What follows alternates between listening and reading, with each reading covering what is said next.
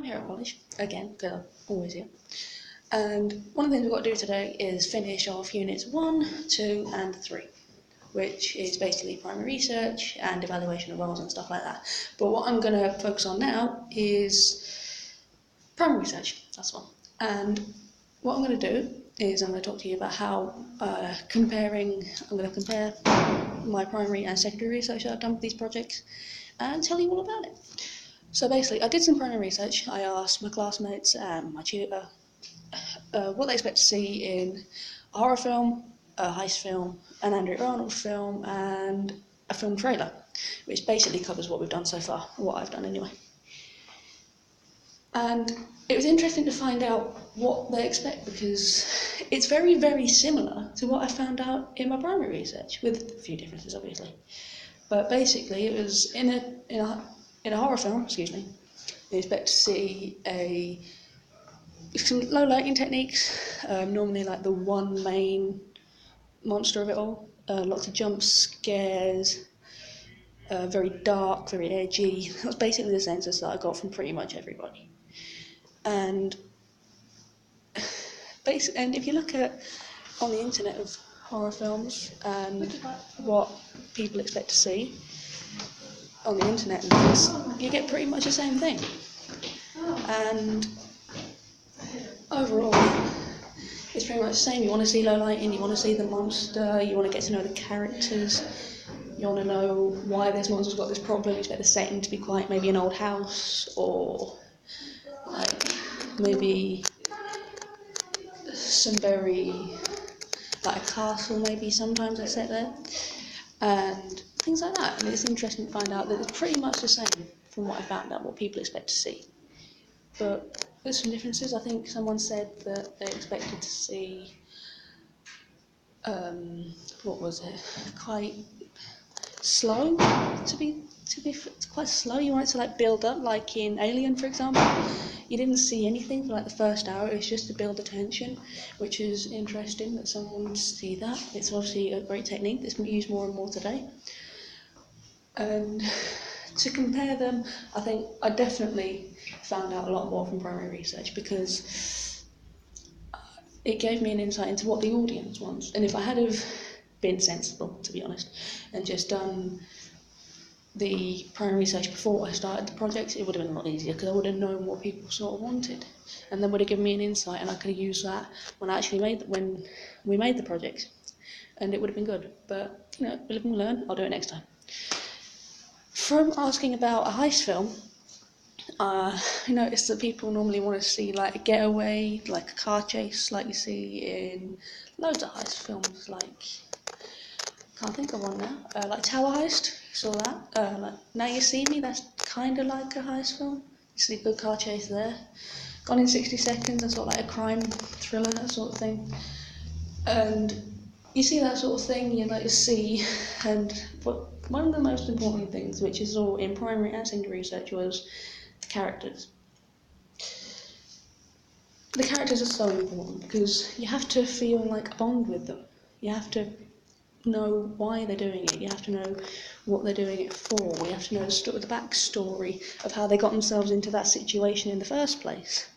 You have to know that, because if you don't, if the audience can't understand why, then it's just not going to work.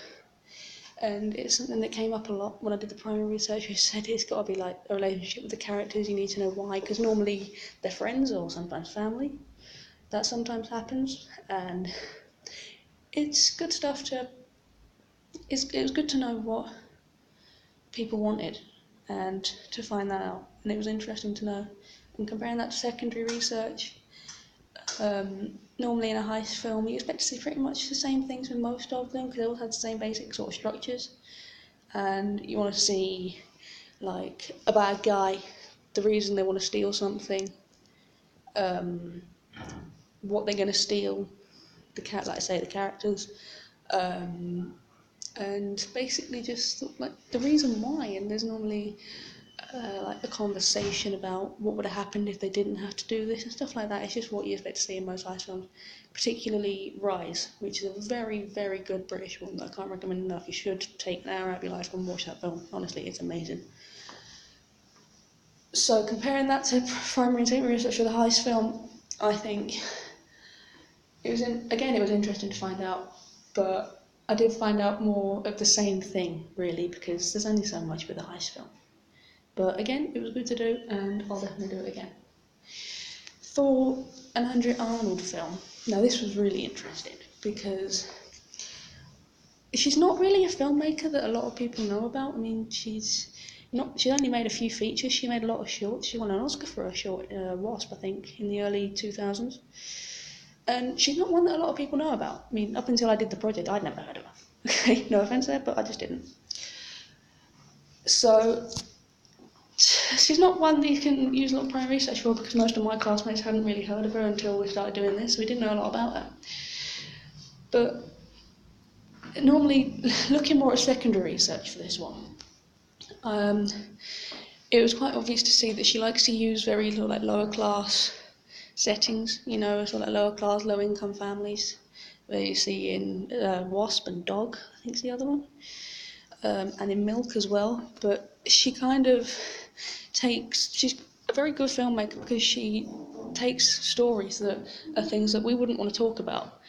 She did one about a woman lost a child and a woman having to raise a family on her own, and just things that we wouldn't talk about, but it's some stuff that people go through every day and that people are going through now.